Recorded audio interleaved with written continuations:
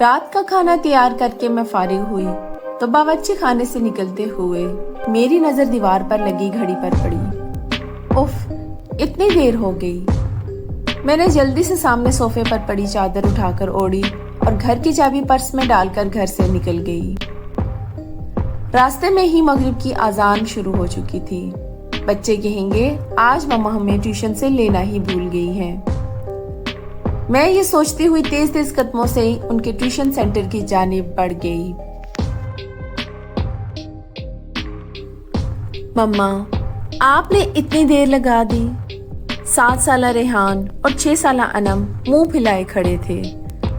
مجھے ان کا منہ دیکھ کر بہت ہنسی آئی۔ اچھا سوری بابا، آئندہ خیال رکھوں گی اور ایسی غلطی دوبارہ نہیں کروں گی۔ چلو اب تم جلدی چلو، بابا گھر آنے والے ہوں گے۔ میں دونوں کا ہاتھ پکڑ کر سامنے والی گلی میں داخل ہو گئی۔ یہ راستہ شارٹ کٹ تھا، ادھر سے جلدی گھر آ جاتا تھا۔ ویسے تو میں روڈ سے ہی جاتی تھی، زیادہ تر اس گلی سے گزرتے ہوئے کتراتی تھی۔ اف مما، یہ کتنا ڈراؤنا گھر ہے، اس کو دیکھ کر ڈر لگ رہا ہے۔ ریحان ہاؤس نمبر 450 کو دیکھ کر بولا، جو بالکل اندھیرے میں ڈوبا ہوا تھا۔ عجیب وحشت برس رہی تھی۔ اس کی بات پر میں نے دونوں بچوں کو لے کر جلدی سے آگے بڑھ گئی۔ رات کام سے فارغ ہو کر بستر پر لیٹی تو بے ساختہ نظروں کے سامنے وہ گھر آ گیا۔ اس گھر سے میرا ماضی جڑا ہوا تھا۔ میں آہستہ آہستہ اپنے بیتے ماضی کو سوچنے لگی۔ میرا نام علینا ہے، ہم 3 بہنیں اور 1 بھائی ہیں۔ میرے بابا آرمی میں ہوا کرتے تھے، جبکہ اماں سادہ سی گھریلو خاتون تھی۔ میں انٹر میں تھی تو بابا نے اماں کی خواہش پر بڑا بنگلہ لے لیا، کیونکہ جس گھر میں ہم رہتے تھے وہ گھر ہمیں کافی چھوٹا پڑ رہا تھا۔ جس دن بابا نے نیا گھر لیا، ہم سب بہن بھائی بہت خوش تھے۔ 2 منزلہ یہ بنگلہ بہت خوبصورت تھا۔ نیچے والے حصے میں 3 بیڈ روم، بڑا سا T V lounge, drawing room اور باورچی خانہ تھا، جبکہ اوپری حصے میں 2 bed room, T V lounge اور 1 اسٹڈی روم تھا۔ چھوٹا سا باغیچہ تھا جس میں بہت خوبصورت درخت لگے ہوئے تھے۔ میری بڑی بہن مہرین جو مجھ سے 2 سال بڑی تھی، اور پھر اس سے چھوٹی ثنا جو 1 سال بڑی تھی، اور پھر میں تھی، اور سب سے چھوٹا ہمارا بھائی جو اس وقت 7ویں جماعت میں تھا۔ ہم تینوں بہنوں نے اوپر والے بیڈ روم لیے، جبکہ نیچے حارث اماں ابا کے ساتھ رہتا تھا۔ ہم تینوں بہنیں چونکہ کافی ڈرپوک تھی تو ہم ایک ساتھ ایک بیڈ روم میں سوتی تھی۔ جس دن ہم شفٹ ہوئے اس دن کافی تھکن ہو گئی تھی۔ رات گئے تک سامان وغیرہ سمیٹ کر فارغ ہوئے۔ باقی کا کام اب کل کر لینا، اب تم لوگ جا کر سو جاؤ۔ کھانے سے فارغ ہوئے تو امی بولی۔ ہم تینوں بہنیں بھی اوپر آ کر لیٹ گئی۔ تھکن اس قدر زیادہ تھی کہ لیٹتے ہی نیند آ گئی۔ ابھی سوئے زیادہ دیر نہیں ہوئی تھی کہ مجھے ایسے لگا کہ باہر کوئی دروازہ بجا رہا ہے۔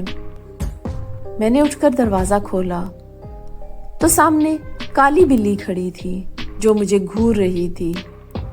اس کو دیکھ کر میری بے ساختہ چیخ نکل گئی۔ میری چیخ پر میری بہنیں گھبرا کر اٹھ گئی۔ کیا ہو گیا؟ سب خیر تو ہے؟ مہرین نے میرے پاس آ کر پوچھا۔ ارے تم بلی سے ڈر گئی؟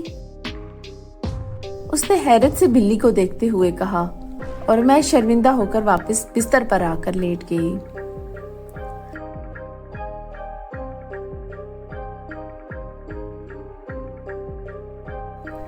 ہفتے کی رات ہم تینوں بہنیں رات کے تک جاگ کر باتیں کرتی رہی۔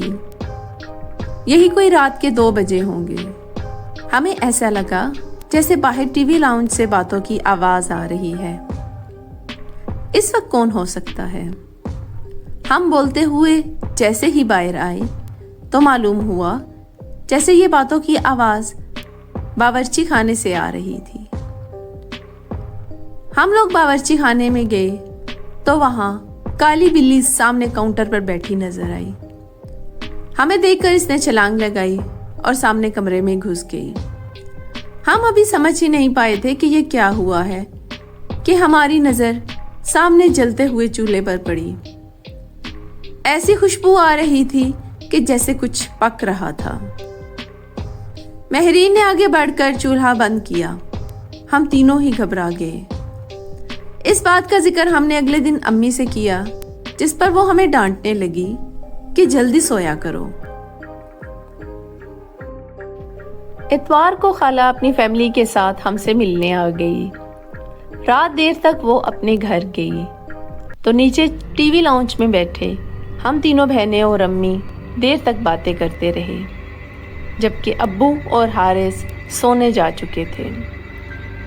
اسی دوران امی کی نظر لاؤنج سے ہوتی سیڑھیوں پر پڑی۔ ارے علینا بیٹا، اوپر دیکھو، کوئی بچہ رہ گیا ہے۔ خالہ کے چھوٹے چھوٹے بچے تھے جو کافی شرارتی تھے۔ امی کو لگا کہ کوئی بچہ اوپر نہ رہ گیا ہو۔ امی کی بات پر ہماری نظر بھی اوپر کی جانب جاتی سیڑھیوں پر اٹھی تو دیوار پر چھوٹے بچے کا سایہ نظر آیا۔ میں نے اٹھ کر اوپر جا کر دیکھنے لگی، مگر وہاں کوئی نہیں تھا، جس پر میں خوفزدہ ہو کر تیزی سے نیچے آ گئی۔ جب میں نے امی کو بتایا کہ اوپر تو کوئی نہیں ہے تو امی بھی چپ سی ہو گئی۔ ہم سب گھر والے حیران تھے کہ جب اوپر کوئی نہیں تھا تو وہ سایہ کس کا تھا۔ خیر، کچھ دنوں بعد ہم یہ بات بھول گئے۔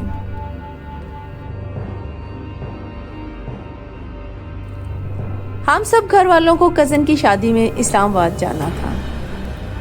2 ہفتوں بعد جب ہم واپس گھر آئے تو بڑی عجیب حیرت ہوئی۔ پورا گھر شیشے کی مانند چمک رہا تھا۔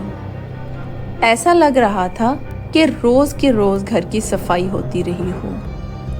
ہمیں یہ دیکھ کر بڑی حیرانی ہوئی، بلکہ حارث بولا، ایسا لگتا ہے کہ روز کام والی آ کر کام کر کے جاتی تھی۔ میں منہ دھونے کی غرض سے باتھ روم گئی تو باتھ روم کا گیلا فرش دیکھ کر مجھے حیرت کا دھچکا لگا۔ ایسا لگ رہا تھا جیسے کسی نے باتھ روم یوز کیا ہو۔ پھر تو یہ معمول بن گیا۔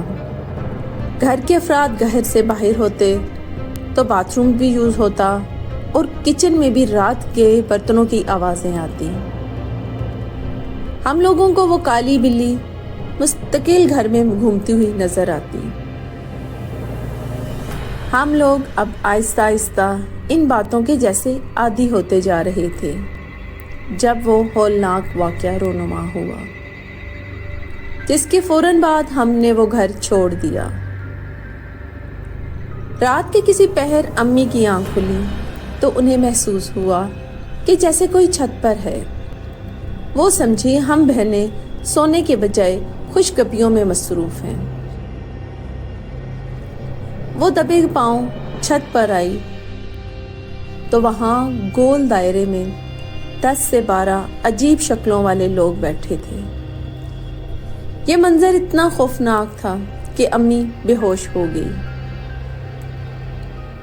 فجر کی نماز کے لیے جب ابو اٹھے اور امی کو کمرے میں نہ پا کر لاؤنج میں آئے تو انہیں امی سیڑھیوں پر اوندھے منہ پڑی نظر آئی۔ ہوش میں آنے پر جب امی نے رات والا منظر بتایا تو ابو نے فوراً فیصلہ کر لیا کہ یہ گھر چھوڑ دینا ہی مناسب ہے۔ اس سے پہلے کہ کوئی بڑا نقصان ہوتا، ہم نے وہ گھر چھوڑ دیا۔ آج اتنے برس گزرنے کے باوجود بھی جب میں اس بارے میں سوچتی ہوں تو خوف کی سرد لہر ہمارے جسموں میں دوڑ جاتی ہے کہ ہم 6 ماہ جس کو بلی سمجھتے رہے، در حقیقت وہ ایک جن تھا۔